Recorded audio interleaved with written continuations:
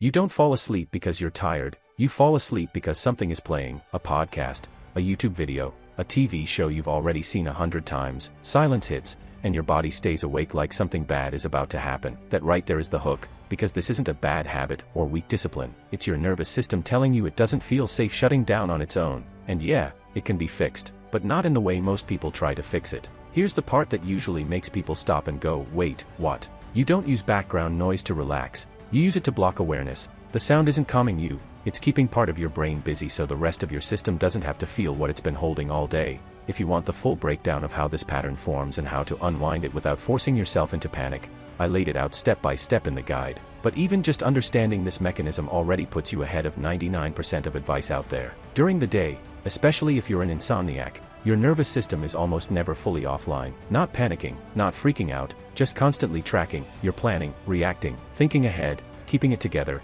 Even when you're relaxing, there's still tension in the background. Your body never gets a clean signal that it's actually safe to power down. So when night comes and everything gets quiet, that silence doesn't feel peaceful, it feels like the moment when all the suppressed tension, thoughts, and unresolved stress suddenly have space to show up. That's why silence feels loud, that's why lying in bed doing nothing makes your mind spin.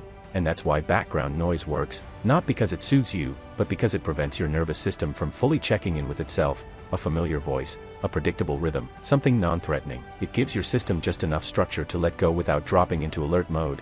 You're not falling asleep naturally, you're slipping into a shallow shutdown that avoids awareness. And this is the part almost nobody tells you, avoiding awareness is not rest, it's dissociation light. Your brain stays partially on all night, tracking sound, monitoring the environment, never fully entering deep, restorative sleep. Even if you sleep for 8 hours, your nervous system doesn't reset, so you wake up heavy, foggy, irritable, like you slept but didn't recover, because you didn't. People blame the wrong things here. They blame blue light, dopamine, screen addiction. While those don't help, they're not the core issue. The real issue is that your nervous system learned that silence equals danger. At some point, stress, burnout, chronic anxiety, long-term insomnia, stillness stopped being neutral. It became the moment when everything you'd been holding back tried to surface, so your system adapted. It found a workaround. Noise became a safety signal. Over time, that workaround becomes a dependency. Your brain starts associating sleep with sound, silence stops being an option, and then people try to fix it by forcing themselves to sleep in silence, which usually ends with anxiety, racing thoughts,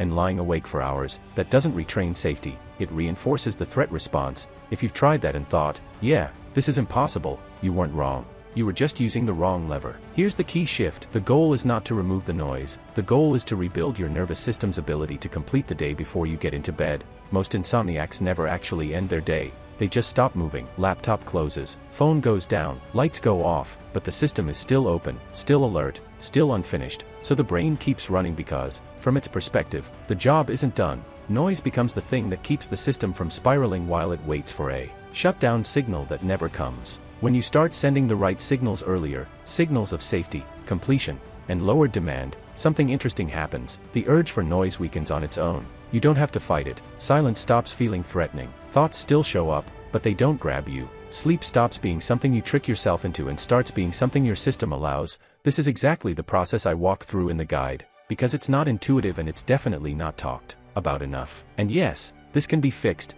You didn't break your ability to sleep. You adapted to survive a long period of stress. Anything learned under stress can be unlearned when the system feels safe again. Background noise isn't the enemy, it was a temporary solution. The mistake is thinking it's the solution forever. If this explanation feels uncomfortably accurate, that's not an accident. This pattern is insanely common among insomniacs, especially people who are functional during the day but never truly rested. If you want the full reset, not hacks, not white noise tricks, but the actual nervous system reconditioning process, that's what the guide is for. And no, it's not about sleeping pills, supplements, or forcing silence. The moment your nervous system relearns that stillness isn't dangerous, noise stops being necessary, YouTube goes back to being entertainment instead of a sleep crutch, and sleep finally does what it's supposed to do, restore you instead of just knocking you out.